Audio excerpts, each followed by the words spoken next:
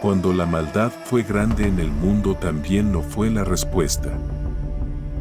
En este video, exploramos la era prediluviana y viajamos en el tiempo para descubrir cómo era el mundo antes del diluvio más catastrófico de la historia. A través de la Biblia, libros antiguos, evidencias arqueológicas, fósiles y relatos antiguos, desentrañamos los misterios y ofrecemos un vistazo intrigante al pasado de nuestro planeta. Acompáñanos en un apasionante recorrido por un pasado remoto lleno de enigmas y maravillas. Cuando hablamos del periodo antediluviano, nos referimos al periodo de la historia humana antes de la gran inundación o del diluvio. Por tanto, este periodo de la historia corresponde desde la creación misma de los cielos y la tierra, la creación de Adán, el surgimiento de los primeros habitantes en esta tierra hasta el diluvio universal. La Biblia afirma que los cielos y la tierra, y todo lo que hoy existe, incluyendo al hombre, fueron creados por Dios. Fueron, pues, acabados los cielos y la tierra, y todo el ejército de ellos. Y acabó Dios en el día séptimo la obra que hizo, y reposó el día séptimo de toda la obra que hizo. Y bendijo Dios al día séptimo, y lo santificó, porque en él reposó de toda la obra que había hecho en la creación. Génesis 2, 1, 3. En un tiempo, la tierra era pura, libre de pecado y maldad, según la Biblia. La tierra estaba en armonía, sin guerras ni conflictos, y la naturaleza florecía en su máxima expresión. La humanidad al principio provino de dos descendencias, la de Caín y la de Set. La primera, la descendencia de Caín, salió, pues, Caín de delante de Jehová, y habitó en tierra de Nod, al oriente de Edén. Y conoció Caín a su mujer, la cual concibió y dio a luz a Enoc, y edificó una ciudad, y llamó el nombre de la ciudad del nombre de su hijo, Enoc. Génesis 4, 16-17. Es un hecho unánime de la arqueología y geografía que la vida comenzó en el Medio Oriente, en la llanura del Sinaí, y de esto la Biblia lo confirma en su relato encontrado en Génesis 2. El huerto del Edén era regado por un río que posteriormente se dividía en 4 ramas. Los 4 ríos eran Pisón, que se dice, rodeó toda la tierra de Javila, Arabia; el río Gión, que habría rodeado toda la tierra de Cus, Etiopía; el río Hiddekel, río Tigris, que iría al oriente de Asiria; y el río Eufrates. Era un paraíso terrenal, donde la inocencia reinaba y la serenidad era la melodía de cada día en la vida humana. En el libro de Génesis se nos habla de una tercera generación que fue consecuencia de la mezcla de los descendientes de Set y Caín. Aconteció que cuando comenzaron los hombres a multiplicarse sobre la faz de la tierra, y les nacieron hijas, que viendo los hijos de Dios que las hijas de los hombres eran hermosas, tomaron para sí mujeres, escogiendo entre todas. Y dijo Jehová, no contenderá mi espíritu con el hombre para siempre. Había gigantes en la tierra en aquellos días, y también después que se llegaron los hijos de Dios a las hijas de los hombres, y les engendraron hijos. ¿Quiénes eran estos gigantes? Es considerando el significado etimológico de donde se traduce la palabra gigante. La palabra gigante se traduce del hebreo nefelín, la cual afirman que significa los caídos. Una fuente que confirma esta manera de interpretar el pasaje que encontramos en Génesis 6 es el famoso libro de Enoc. Enoc es un personaje bíblico que se menciona en el Antiguo Testamento de la Biblia. Su historia se narra principalmente en el libro de Génesis y brevemente en otros pasajes bíblicos. La figura de Enoc también es relevante en ciertos textos apócrifos, como el libro de Enoc. Enoc, conocido como el mensajero celestial, desempeñó un papel crucial en la transmisión de la sabiduría divina a la humanidad.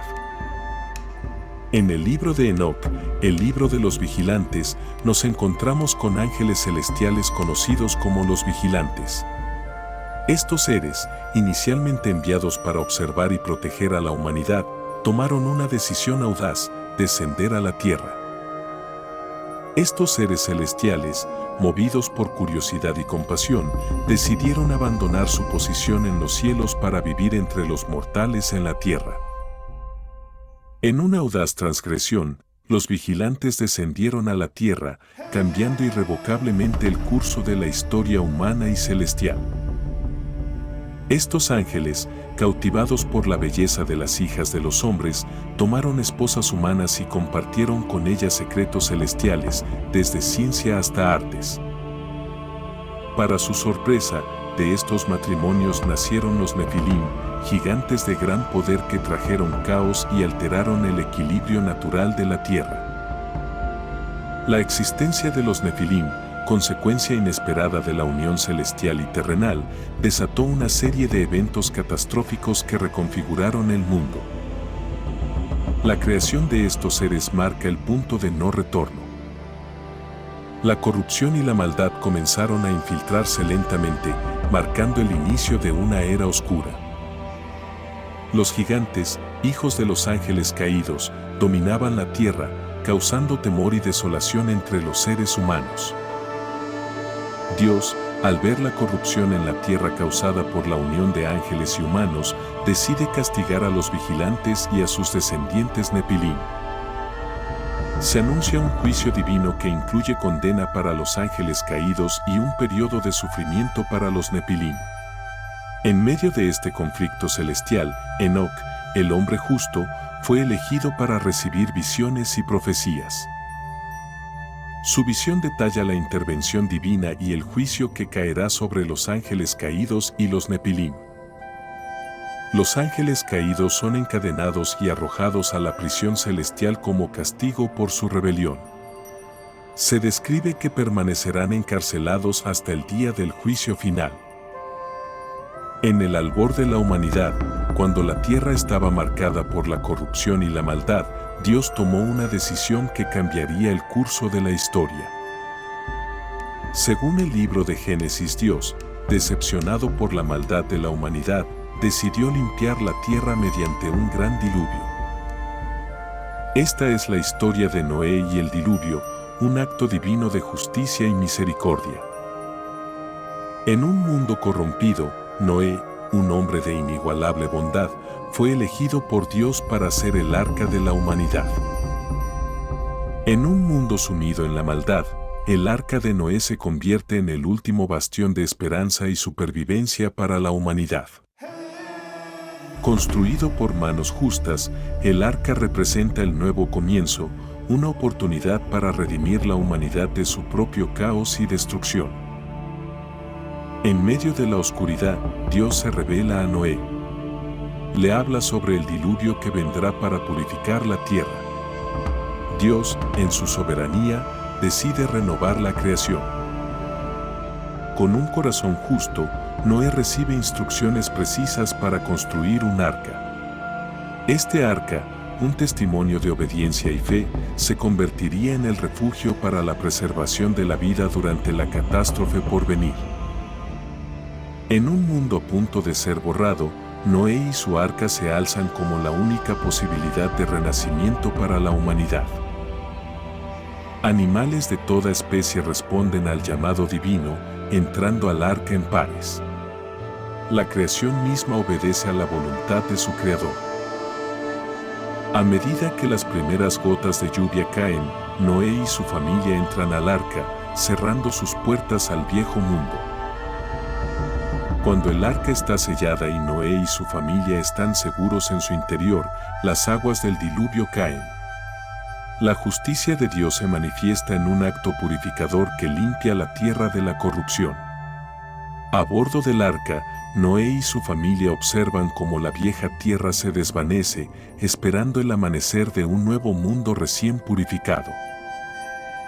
Ahora que hemos explorado los datos bíblicos, incluyendo el libro de Enoc y sus conexiones con las narrativas antediluvianas, es hora de adentrarnos en el mundo de la arqueología. ¿Cómo se alinean las historias transmitidas a través de los textos sagrados con las evidencias físicas descubiertas por los arqueólogos? Acompáñanos mientras cruzamos el umbral de la fe hacia la ciencia, explorando excavaciones y descubrimientos que han arrojado luz sobre los misteriosos capítulos de la antigüedad. Muy poca información se tiene acerca de esta generación que vivió antes de que ocurriera el diluvio universal. De estas, las mayores referencias las tenemos en la Biblia. Sin embargo, hoy en día también se han realizado descubrimientos arqueológicos que han confirmado la existencia de esta civilización antediluviana. Al respecto de esto, Laura Saa nos comenta un poco en su libro, Geografía Bíblica. El valle del río Eufrates es el lugar donde vivieron los primeros habitantes de la tierra y desde donde comienza la historia bíblica. Actualmente, lo cubren numerosos túmulos, ruinas de ciudades antiguas que fueron amontonándose alrededor del tiempo. Algunos de estos túmulos son de 30 metros o más de altura y contienen restos de 20 o más ciudades, cada uno con un estrato bien definido. Es en estos túmulos que se hallaron descubrimientos que nos permiten comparar las similitudes entre los pueblos antiguos y el contenido bíblico. Quizás el mayor aportador de descubrimientos arqueológicos de civilizaciones antediluviana es Leonard Woolley, un arqueólogo británico que entre los años de 1922 y 1934 realizó diferentes excavaciones en Ur-Naamu, donde uno de sus mayores descubrimientos fue un cementerio real fechado como el más antiguo encontrado en aquel entonces, que databa del año 2700 a.C. En el fondo de una fosa se halló, entre numerosas armas de bronce, un espectacular puñal de oro con empuñadura de lapislázuli.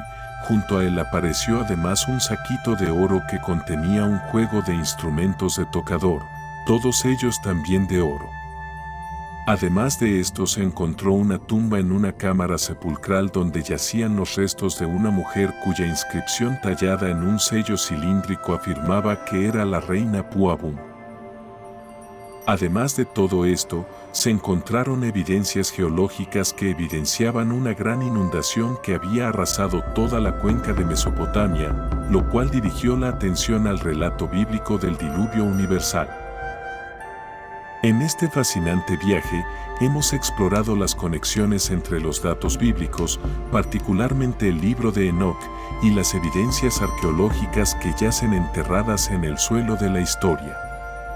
A medida que nos sumergimos en estas narrativas antiguas, hemos cruzado el puente entre la fe y la ciencia, entre las palabras de los textos sagrados y las huellas dejadas por civilizaciones pasadas. Campana y suscríbete y únete.